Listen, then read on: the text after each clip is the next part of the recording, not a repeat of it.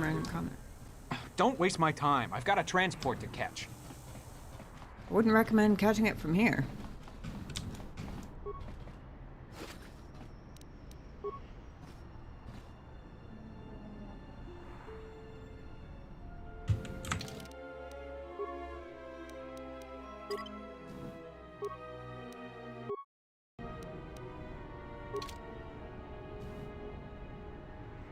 All right.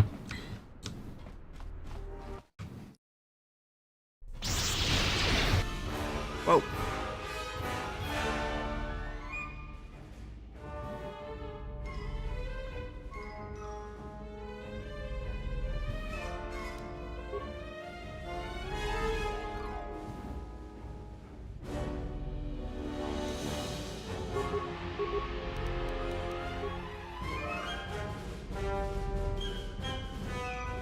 Many, many fireballs. Yes, indeed.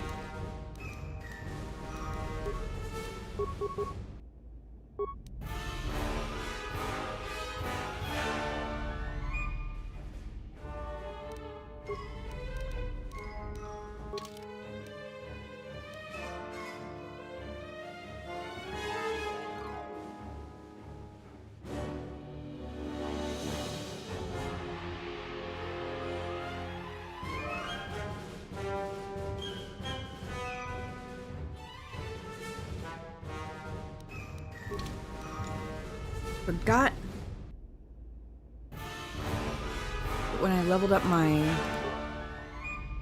battle meditation, it added enemy. I hear you.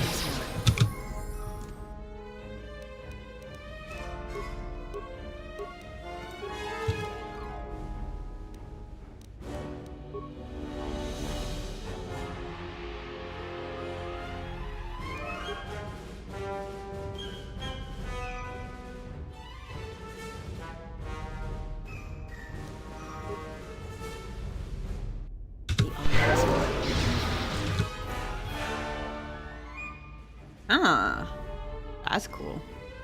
Like Christmas colors.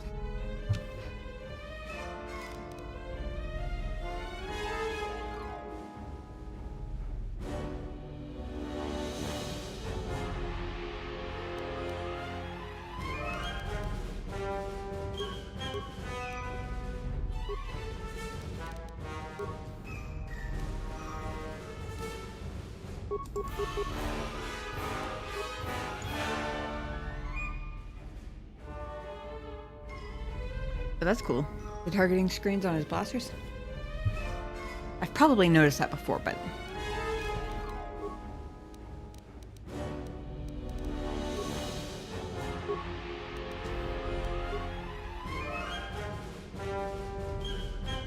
my life is yours. Weakness is real.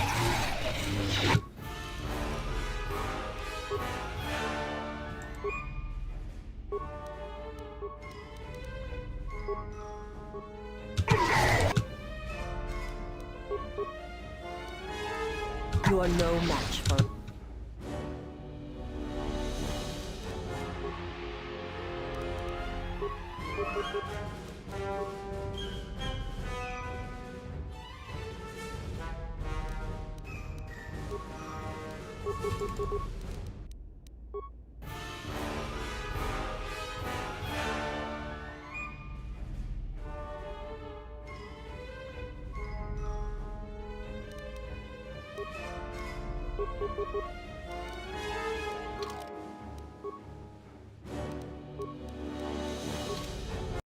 oops.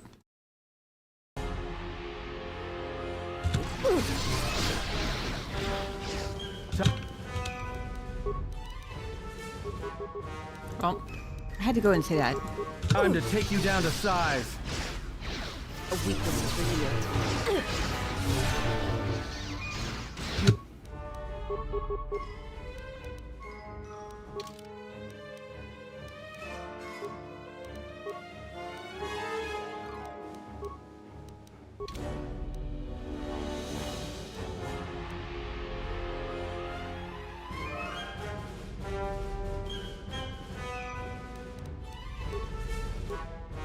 There's no distance limit on the companions, is there?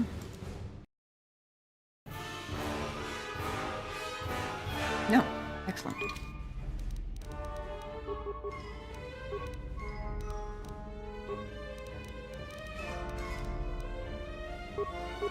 You are no match for us. This one will fall.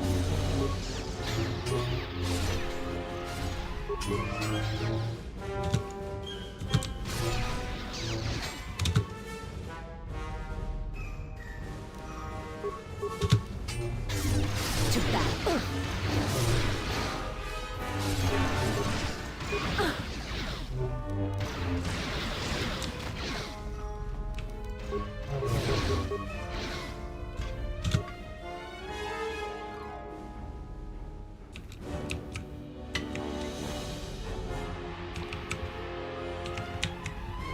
Why do I suspect that HK is locked in the cargo hold again? Or the cargo closet or whatever it is.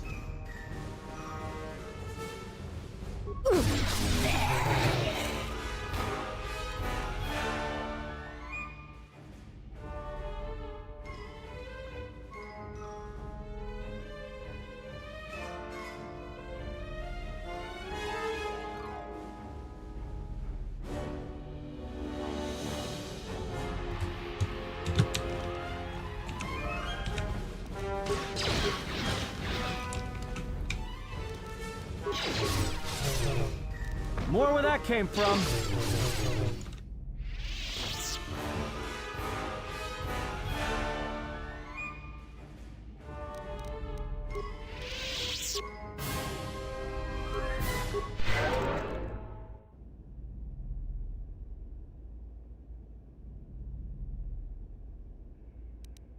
How may I serve? It put currently has the wait, do I? Hold on.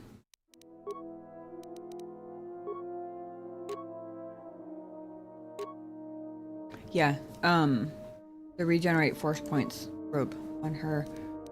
I should probably just give everybody heal at some point. That would probably be smart of me.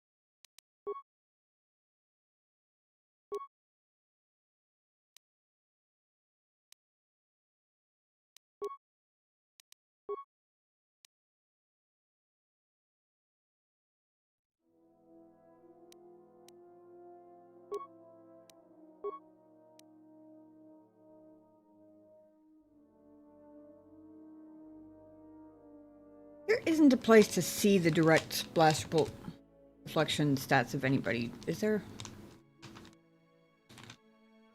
Like you kind of just have to add it all up yourself?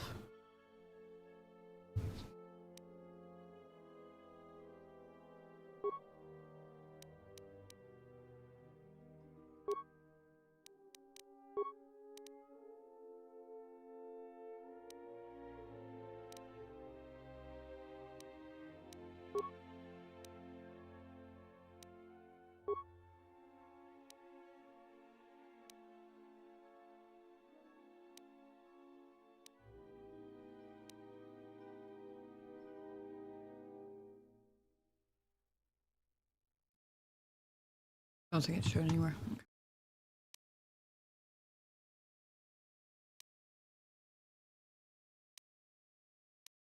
Let me go ahead and give him the bludgeoning, piercing, and slashing. Because if I do switch him to melee weapons, because his melee weapons, he has a slightly less chance to hit, but they do more damage.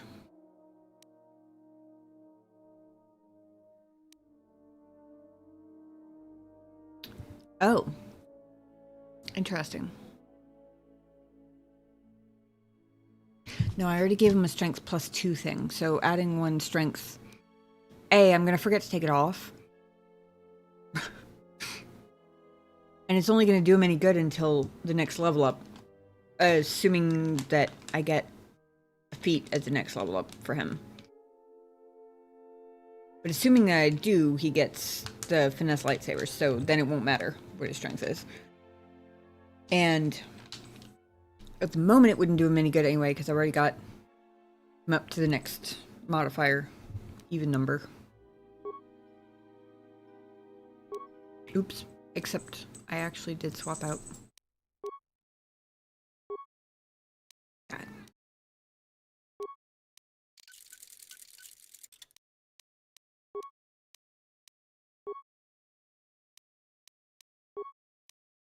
Can be upgraded, apparently, just not with anything I have.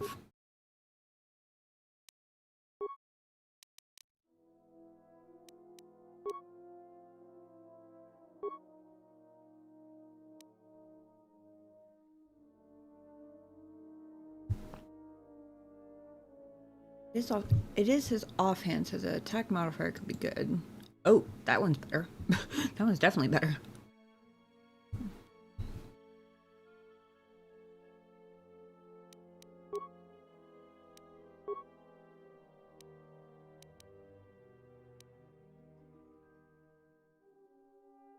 I mean, sure, why not?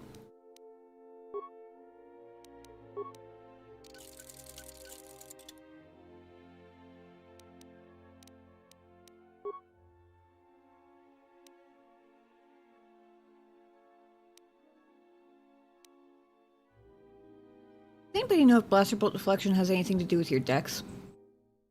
Because her dex is currently a +5.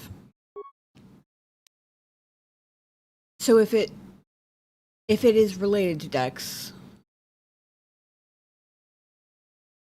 then she would be the one who would be smartest to do this on, since her defense is the lowest and her dex, I'm pretty sure, is the highest.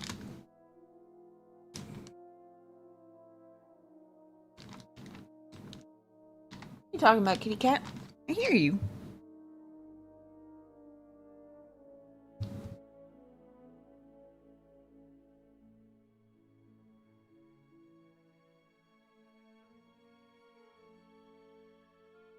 Hey.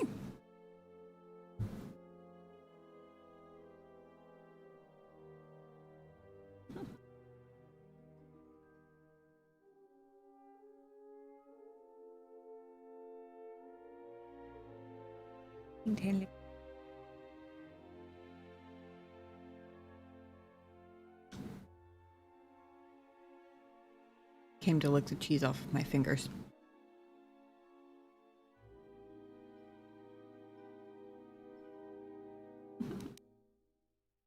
Thank you.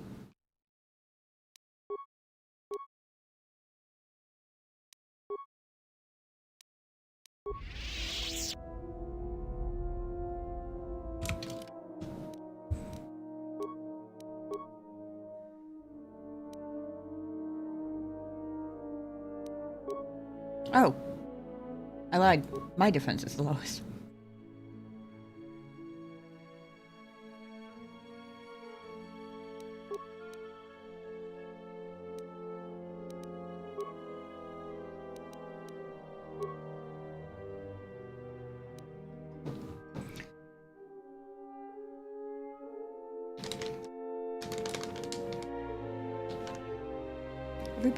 Both of them have force redirection. Although she has a lightsaber now, so it doesn't really matter. Wonder if he counts as having a lightsaber if it's in his, like, backup weapons. If it's not his, like, active set of weapons.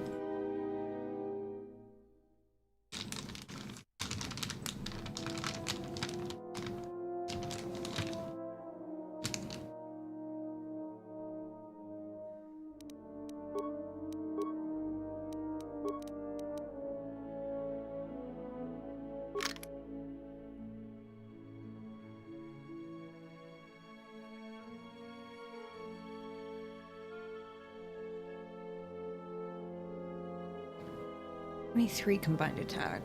Or to hit.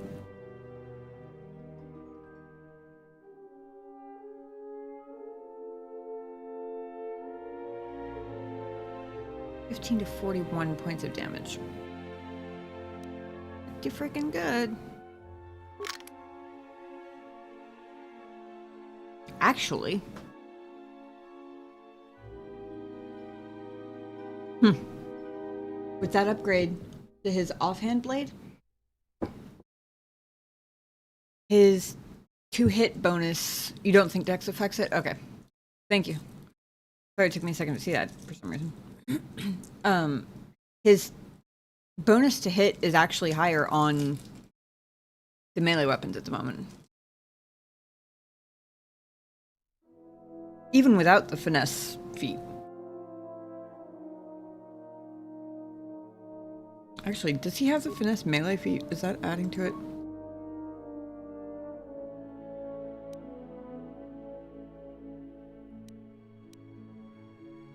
I don't think so.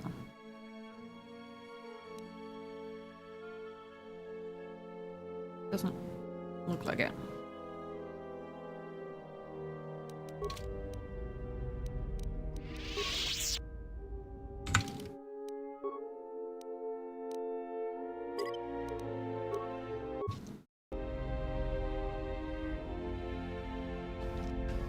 All right. Interesting that the entire map is grayed out all over again.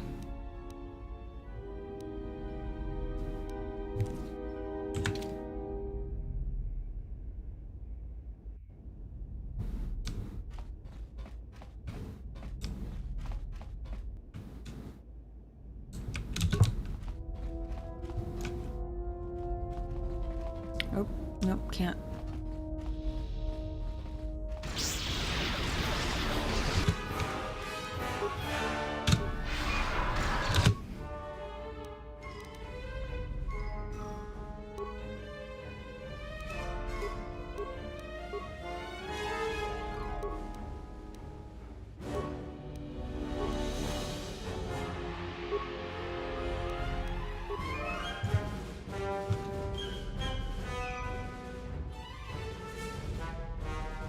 She found another one here.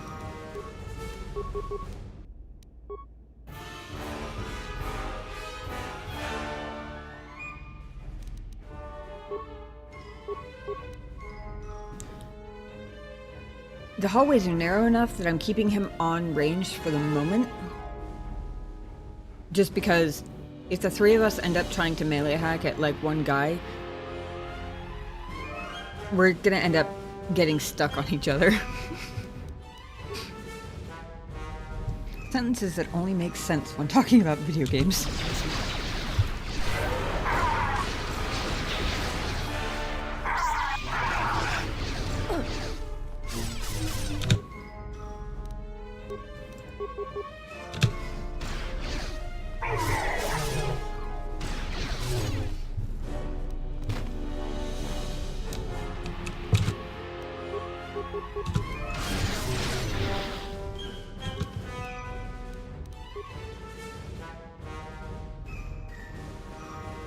Uh-oh. Oh, okay. He's helping her out. Interesting. Oh, no, I'm an idiot. I think I didn't switch him back to ranged weapons. I was about to say, interesting. He went to help her and he switched to ranged on his own. Or melee on his own. I don't think he did.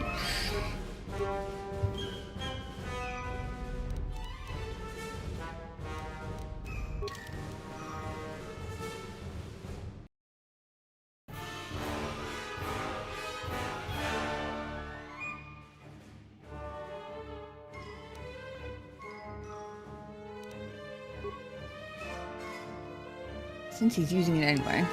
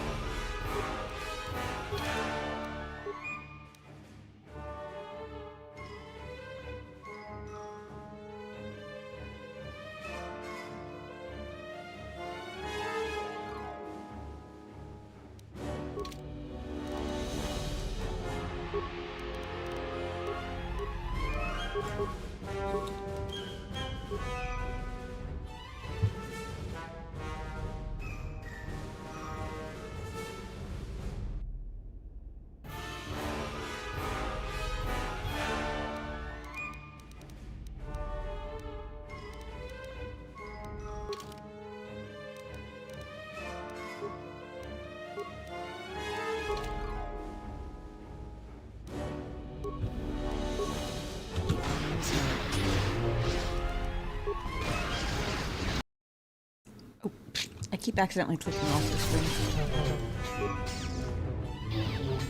You are no match for us.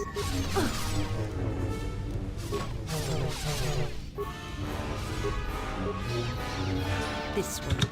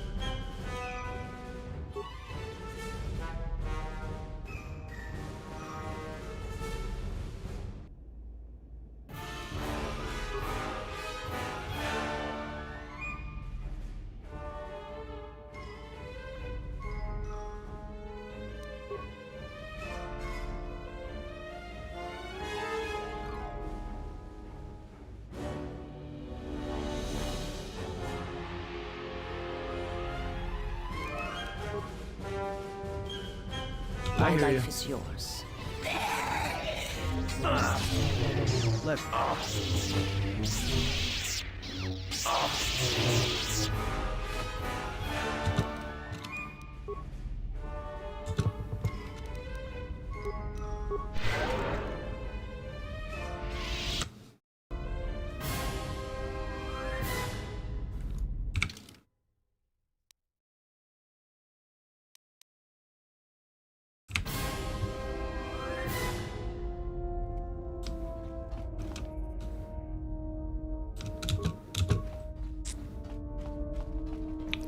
On me or not, but oh, I really thought there were going to be more guys in here.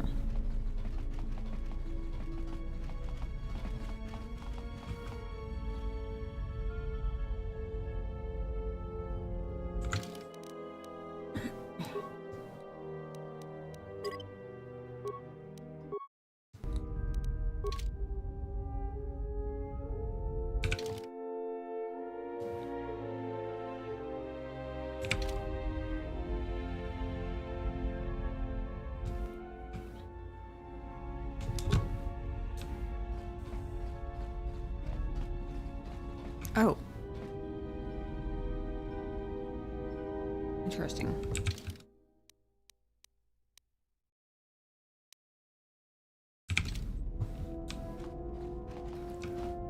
Must have a crew in the cargo hold.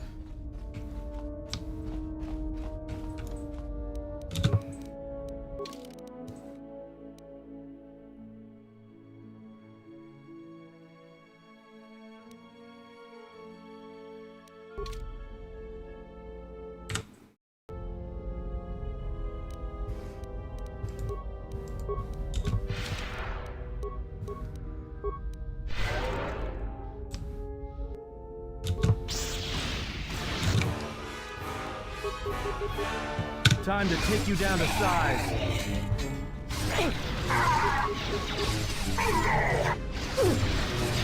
Soon we shall.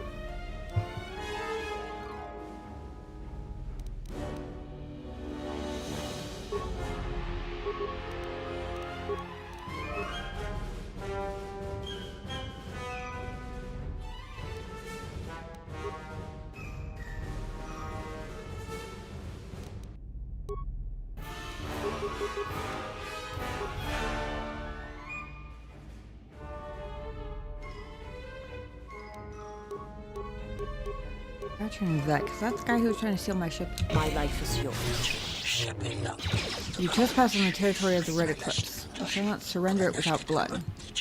We already have the captain of this vessel. We shot him as he crawled on board, thinking to leave. If he crosses, he will end up dead.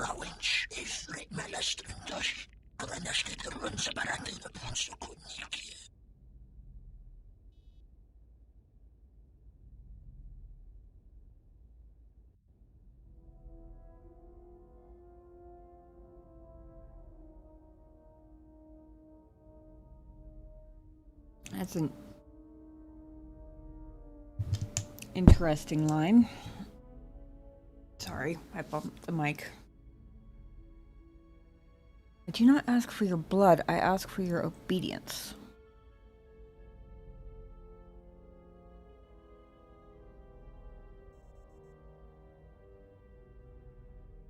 That almost sounds like a scripted line I'm supposed to, like, remember from somewhere or something. Like a code phrase or something. I don't know.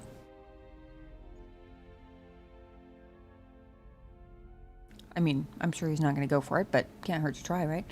I don't ask for your blood, I ask for your obedience. What do you mean? We're not slave bodies for your order about.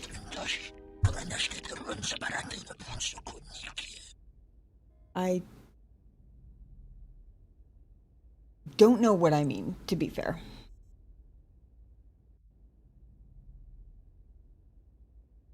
But the weirdly poetic line?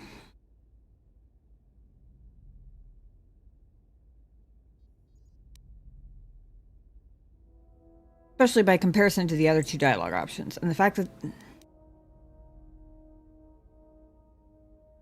I'm so confused what's going on right now. The first one seems weirdly poetic. Like, it's supposed to be... like a specific... trigger phrase or code phrase or something I'm supposed to remember, but I feel like I would remember something like this. Unless it's something my character remembers that I don't, that nobody thought to tell me about. But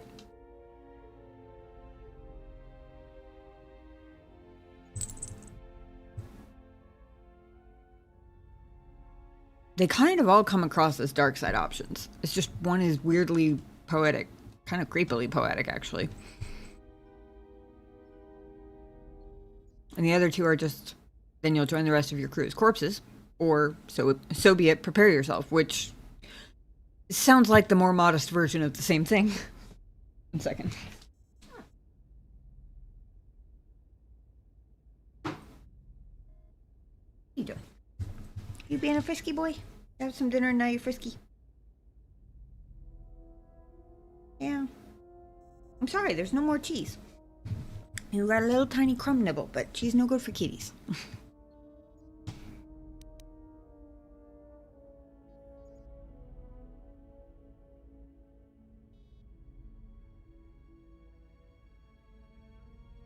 The fact that he doesn't know what I mean, and it is strangely poetic, kind of makes me want to keep going just to see where it goes. Also, that's the only option that is changing, like, that between each set of dialogue options, at least so far. Makes it extra intriguing. Fucking creepy, though. I could kill you all in a heartbeat. Your lives are mine whether you wish it or not. God, gotta be the most dark-sided thing I've ever said, but you smell of many battles fought and won. If you are the stronger, what would you ask of the Red Eclipse, human? Interesting.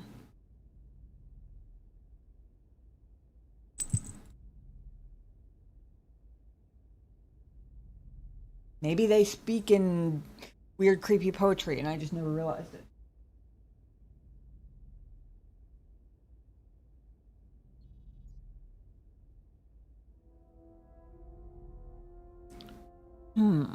Interesting. First option is I have nothing against slavers. You can conduct your business, but you will answer to me. Give up the slave trade or else. Not very eloquent after the other sentences, but he goes for it. Makes him give up the slave trade, at least. Forget it, I don't deal with slavers. I mean...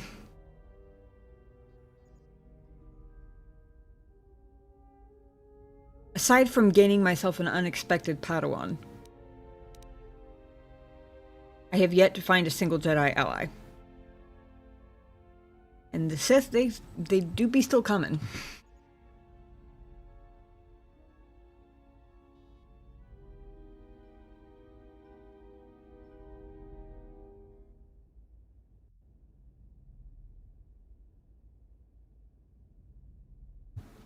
Nothing, only that you die.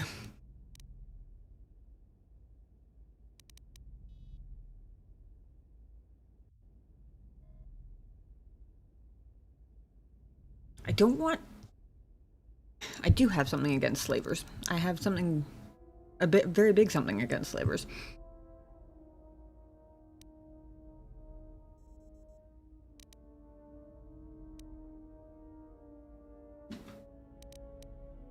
I'm assuming that giving up the slave trade is instead of having them work for me. Which is kind of unfortunate, because I would love to do both, but I guess that's a little much to ask.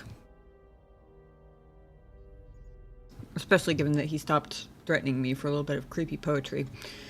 I probably shouldn't overplay my hand when that's what I'm working with, I guess.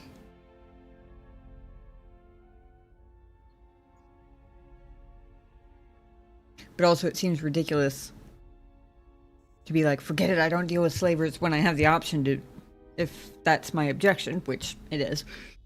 When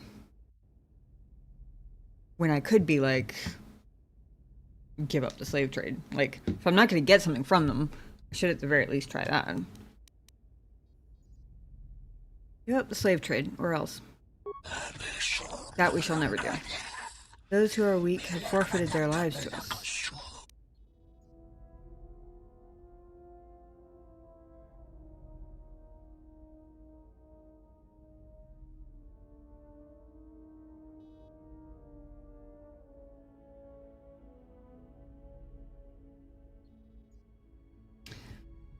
Oh, this is really interesting.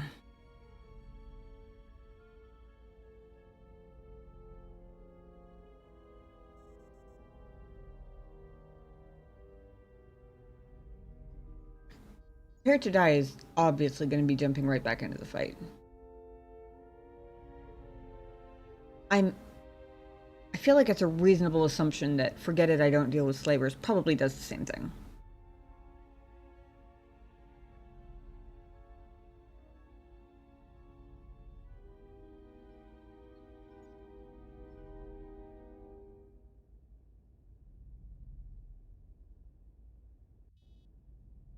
Now the question becomes a bit more of a philosophical one. Currently, they can't be convinced to give up the slave trade. He says never. That could be true. But only time can tell for sure. Right? A lot of things can change that people wouldn't expect. I'm thinking of that whole... the whole planet that was the, like, doorway to Starforge. I forget what the type of people on it were called, but their whole history of having basically run the galaxy for a while and then almost being completely wiped out. Never is a long ass time, is all I'm saying.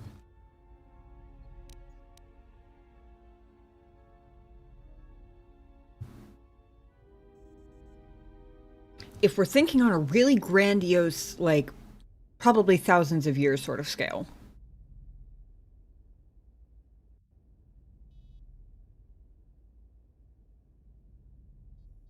it could be argued that killing all the people whose culture is to do bad things only results in genocide, not in an actual, like, well, maybe eventually a more peaceful galaxy, but also after a whole lot of genocide. Either that or you let them live and you still have slavers running around. What I'm wondering is,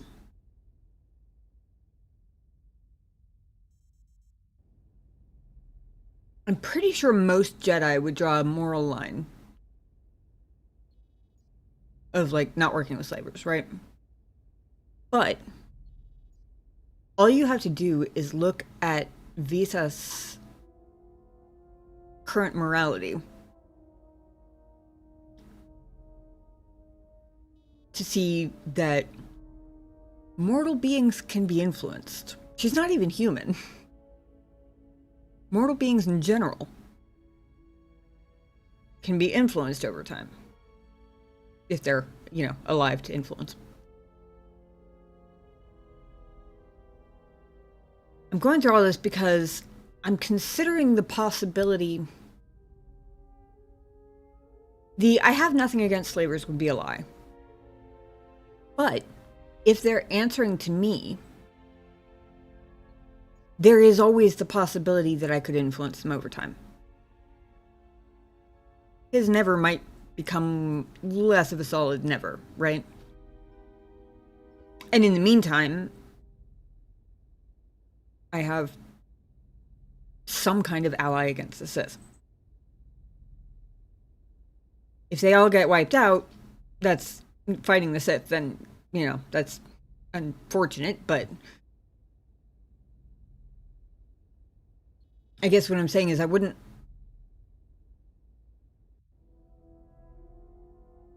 take them on as quote-unquote underlings or like taking orders from me for the purpose of throwing them to their deaths against the Sith. I would do it for the purpose of hopefully being able to influence their perspectives on slavery over time. But push comes to shove, there are two good outcomes. One, I successfully managed to start changing their culture to not be slavers eventually. Or two, they die fighting the greater galactic threat of the Sith, rather than just because they happen to be on my ship. Yeah, sure. Thank you for getting that, by the way. I'm probably going to get some major dark side points for it. But, like I said last night, I did end up at the top of the light side scale way faster than I thought I was going to, so maybe that's okay.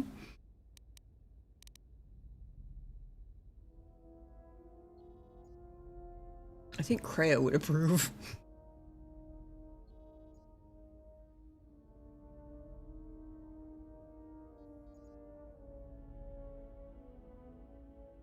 I find myself wishing so often now that more games were like Dragon Age Veilguard, where you can quick save in the middle of a dialogue.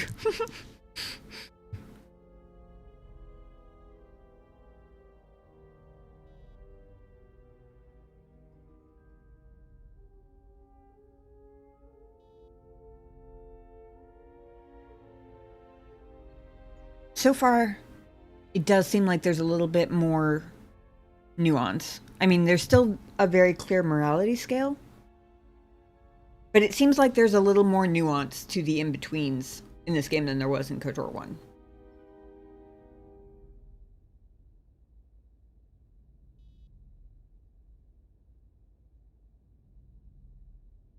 I can't say the first part in good faith because it's bullshit, but you can conduct your business, but you will answer to me.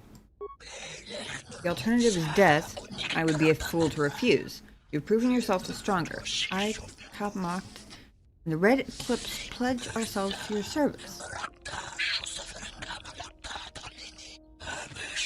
Your ship is yours. Yes, it is. You will trespass upon it no longer. We shall keep one of our number here on Nar Shaddaa at the bar. Go to him when you seek to keep track of our activities.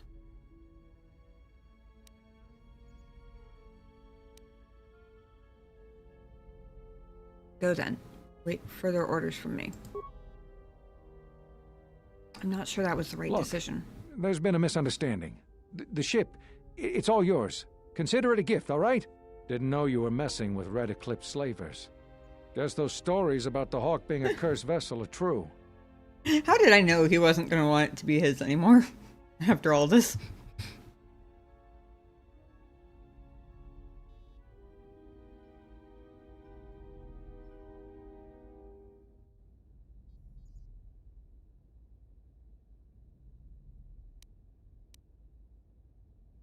Get off my ship before I throw you out. Accept your gift. Be careful in the future. Great, I'll, just find my way out, all right? Interesting. No dark side points. I'm surprised. What do you mean, Pazak? What, again? This is Ronto Scrag. What house rule says I have to go first? Yeah, well, I'm still not convinced you aren't cheating. Warning, if you draw another +/-1 card, I will enact assassination protocols. This droid is cleaning me out.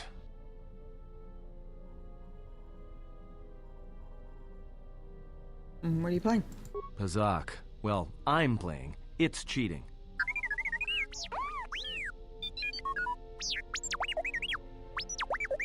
Whatever, cheater.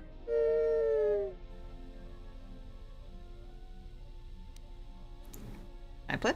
Sure, but I don't have any more credits to bet, so it's Republic Senate rules.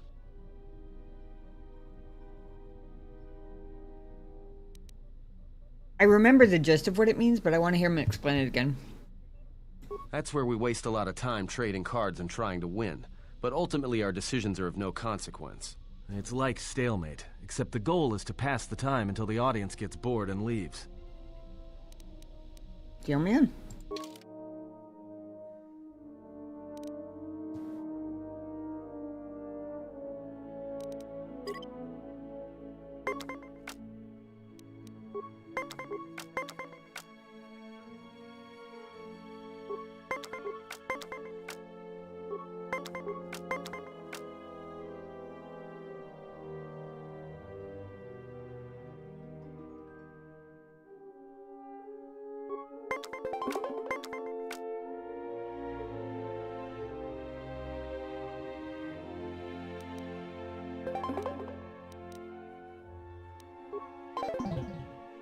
Oh, I'm an idiot. I knew that card wasn't going to win me the set.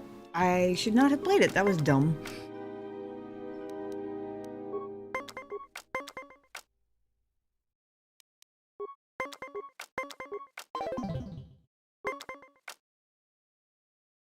Well, I won when there was money involved.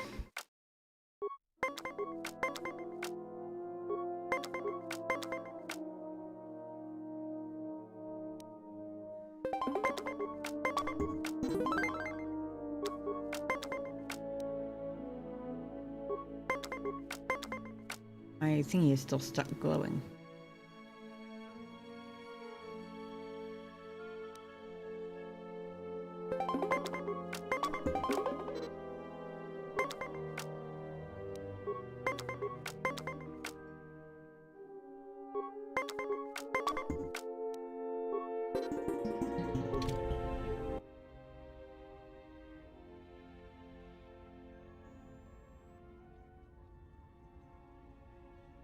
Statement. My memory core has suffered some damage. Statement. Yet somehow, a gap in my circuits makes me feel as if I should remember you. Statement. This is all the more important since during my routine inspection of all potential escape routes from this vessel, I made an interesting discovery. Observation. The navicomputer is voice-locked.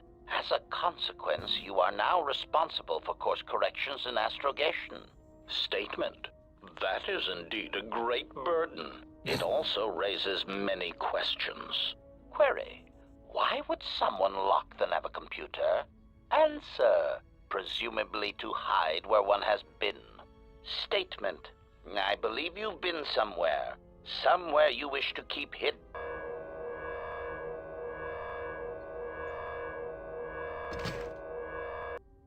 So much for the assassin tour. You liked me enough to tell me the story.